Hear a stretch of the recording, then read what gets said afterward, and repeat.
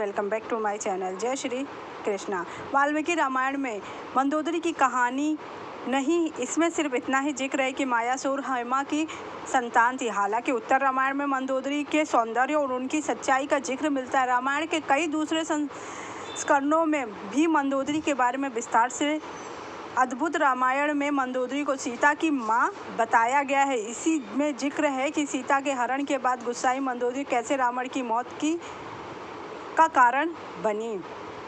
अद्भुत रामायण की कथा के अनुसार रावण एक विशाल कुंड में साधुओं का खून जमा किया करता था। एक तपस्वी मृत सामदाह सालों से कड़ी तपस्या कर रहा था ताकि वह देवी लक्ष्मी को अपनी पुत्री के रूप में पा सके। तप के ही क्रम में साधु दूब से निकलने को एक पात्र में जमा करता था, उसे मंत्रों का अभिमंत्रित किया करता। साधु को विश्वास था कि इससे लक्ष्मी उसमें आ बसेगी। रावण ने अपनी दुष्टता में साधु के दूध वाले पात्र को अपने खून वाले कुंड में मिला दिया।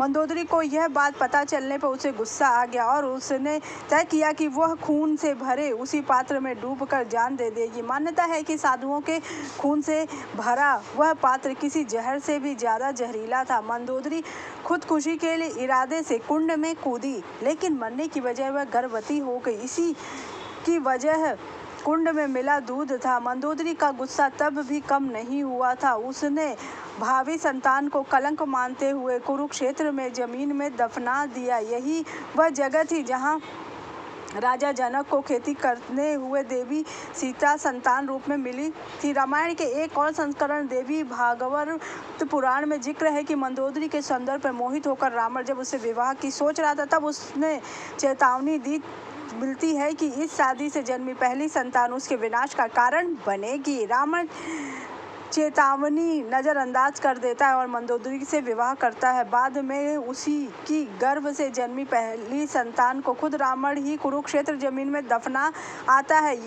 यही बच्ची सीता बनी और रावण की मौत का कारण बनती है। मिलता जुलता प्रसंग है कि इसमें भी बताया गया है कि सीता रावण और मंदोदरी की पहली संतान थी और इसलिए दफनाई गई थी क्योंकि रावण को अपनी मृत्यु का डर था। एशिया के कई देशों में ऐसे इंडोनेशिया, मलेशिया और थाईलैंड में बोली जाने वाली भाषाएं मलयालम में लिखी गई रामायण में भी सीता इसी तरह से दिखाई गई हैं। में बताया गया है कि कैसे मंदोदरी पर मोहित होकर रावण गलती से छद मंदोदरी से शादी कर लेता। यही मंदोदरी को राम की माँ बताया गया। राम के पिता और माँ के मिलन से सीता का जन्म हुआ, जो असल में रावण की पुत्री थी। आनंद रामायण के अनुसार रावण पदक्ष की एक बेटी थी जिसका नाम पदा था।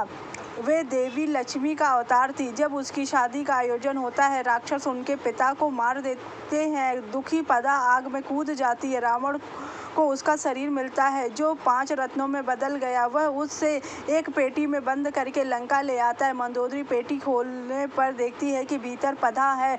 मंदोदरी को अपने पति को पेटी को खुद से दूर करने की सलाह देती है। उधर पेटी में बंद पदा रावण को शाप देती है कि वह दोबारा लंका लौटेगी और उसकी मृत्यु का कारण बनेगी। रावण पेटी को जनक की नगरी में गाड़ देता है। राजा जनक को पदा सीता के रूप में मिलती है। एक और कहानी के जिक्र है कि रावण एक बार कुंभकर्ण और विभीषण तीनों भगवान ब्रह्मा को खुश करने के लिए तपस्या कर रहे थे। ब्रह्मा जी ने प्रसन्न होकर उन्हें वरदान दिया, रावण को सिर्फ एक खास तीर से मारा जा सकता, वह भी ब्रह्मा ने खुद रावण को सौंप दिया। प्रसन्नतः रावण ने इन्हें तीर अपने सिंहासन के पीछे छिपा दिया और केवल मंदोदरी को ही यह सच्चाई मालूम थी। रावण युद्ध के दौरान विभीषण भगवान राम को तो बता सके कि रावण की मृत्यु उसकी नाभि में तीर मारने से होगी, लेकिन वह तीर कहाँ इसके